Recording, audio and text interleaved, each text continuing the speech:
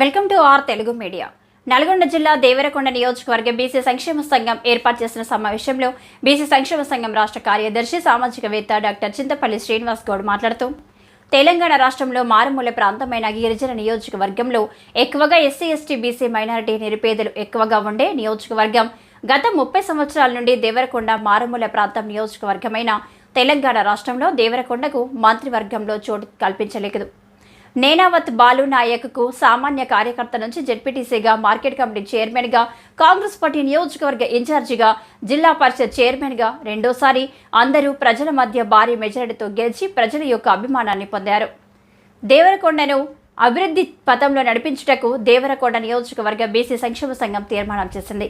ఈ కార్యక్రమంలో బీసీ సంక్షేమ సంఘం నియోజకవర్గ ప్రధాన కార్యదర్శి చోల్లోటి భాస్కరాచారి, రిటైర్డ్ ఉద్యోగుల సంఘం అధ్యక్షులు అంకం చంద్రమౌళి, ముదిరాజ్ సంఘం పట్టణ అధ్యక్షులు రాసమల్ల నాగయ్య, ముదిరాజ్ కూరెళ్ల కృష్ణమాచారి, సయ్యద్ అజ్మతుల్లా, పాషాబాయ్, ముసిని సత్యం, బాబురాం నాయక్, ముదిరాజ్ పట్టణ అధ్యక్షులు తోటపల్లి శ్రీను, గౌరోజు బ్రహ్మచారి, Vanam Buchaiah, Vanam Srinivasulu, Giri, Punna, Mallesh, Musini Veeraiah, BC minority cell మండల అధ్యక్షులు ఎస్కే అబ్దుల్ కలాం తదితరులు పాల్గొన్నారు.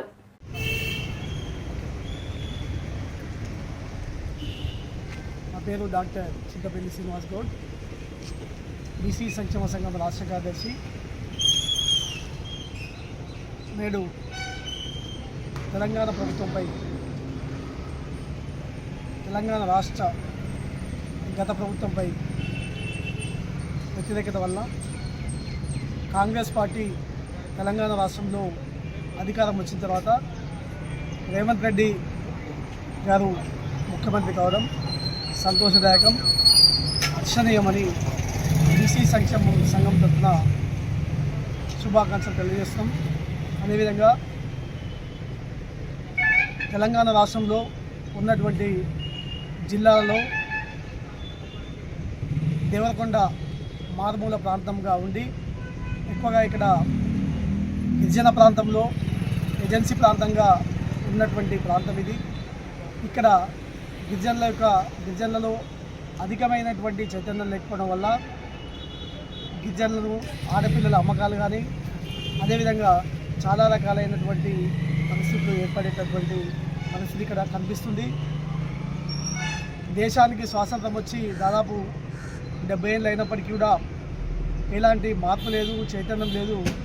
కారణం ఏంటంటే గత ప్రభుత్వాలే కారణమని మేము తెలియపరుస్తున్నాం.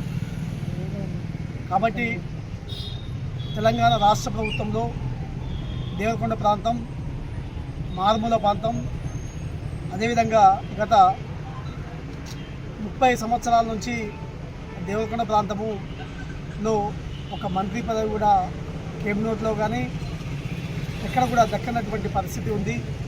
గతంలో రవీంద్ర నాయక్ గారు ఎమ్మెల్యేగా ఉన్నప్పుడు ఆయన క్యాబినెట్ మంత్రిగా, గిరిజన శాఖ మంత్రిగా ఆనాటి కాంగ్రెస్ ప్రభుత్వము మంత్రివర్గంలో స్థానం కల్పించింది.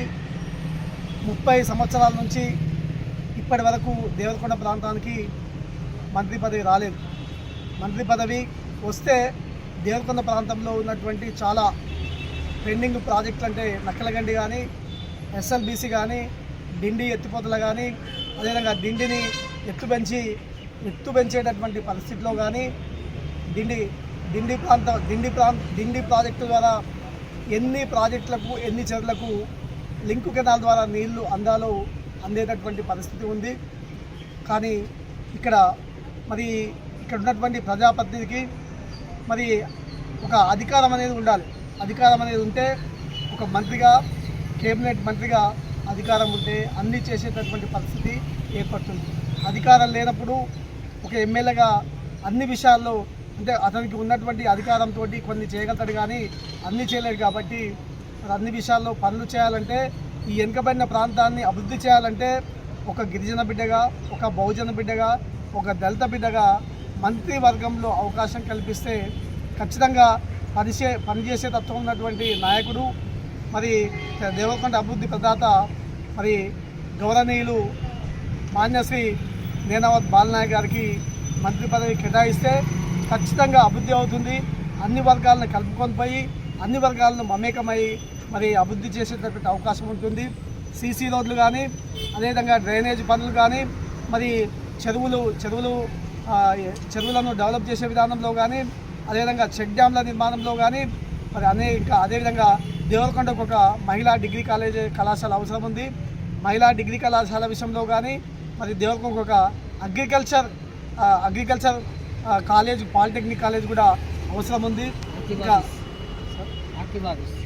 అదేవిధంగా దేవరకొండకు ఒక ఆర్టీఓ ఆఫీస్ కూడా వచ్చే అవకాశం ఉంది. కాబట్టి మంత్రివర్గంలో నేనావత్ బాలనాయక్ గారికి అవకాశం కల్పించినట్టయితే వీటన్నిటి డిమాండ్ చేసి ప్రభుత్వాన్ని అడిగి మరి మా ప్రాంతంలో ఇవన్నీ అవసరాలు ఉన్నాయి, ఆ ప్రాంతానికి ఇవన్నీ అవసరము, అది వెనుకబడిన ప్రాంతం అని అడిగి తీసుకొచ్చే అవకాశం ఉంది. కాబట్టి అట్టి విషయాన్ని తెలంగాణ రాష్ట్రంలో ఉన్నటువంటి కాంగ్రెస్ ప్రభుత్వం కానీ దేశంలో ఉన్నటువంటి సోనియా గాంధీ కానీ మరి కాంగ్రెస్ పార్టీ అధినాయకత్వం కానీ మరి బాలనాయకు మంత్రి పదవికి అర్హుడు. ఎందుకంటే ఆయన గత మార్కెట్ కమిటీ చైర్మన్గా, జెడ్బీటీసీగా, అదేవిధంగా జిల్లా పరిషత్ చైర్మన్గా, ఒకసారి ఎమ్మెల్యేగా, రెండోసారి ఎమ్మెల్యేగా అత్యధిక భారీ మెజార్టీ ప్రజా ఆధారంతో గెలిచిన వ్యక్తి కాబట్టి, ప్రజలకు పనిచేసే వ్యక్తి కాబట్టి మరి మా తెలంగాణ రాష్ట్రంలో మాది మూల ప్రాంతం కాబట్టి ఇది డెవలప్ కావాలంటే, అభివృద్ధి చెందాలంటే పూర్తిగా ఖచ్చితంగా మంత్రివర్గంలో